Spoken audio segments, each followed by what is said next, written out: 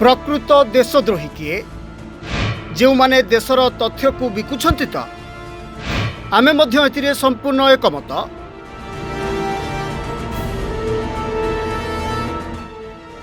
तेबे बांग्लादेशी को शरण देइथिबा ए राजनेता एमाने कौन देशद्रोही नुहंती कि? बांग्लादेशी मानंकु भोटर कार्ड और राशन कार्ड किए देला? सेमानंकु आम पाखरे रहिबाकु किए शरण देला? सेमानंको वीजा और पासपोर्ट अछि तो? केवल भोट बैंक आशारे राजनेता देश को बिकिबे, किंतु आमे केवल अन्य मानंकु देशद्रोही कही भारतीयतार प्रमाण देउछे।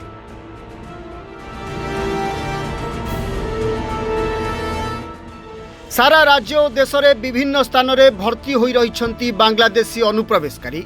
सरकार को पाखरे थिबा तथ्य ठारू ढेर अधिका एमानंक संख्या, किंतु किए पचारुछि एमाने केउ वीसा और केउ पासपोर्ट रे आसिछंती?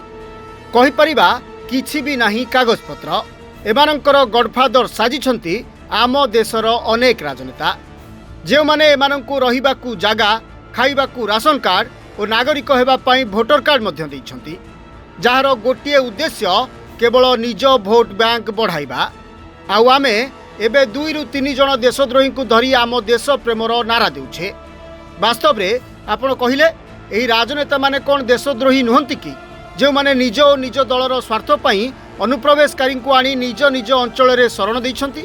ताले एमानंक विरुद्ध रे काहीकि कार्यानुष्ठान हेबो नाही?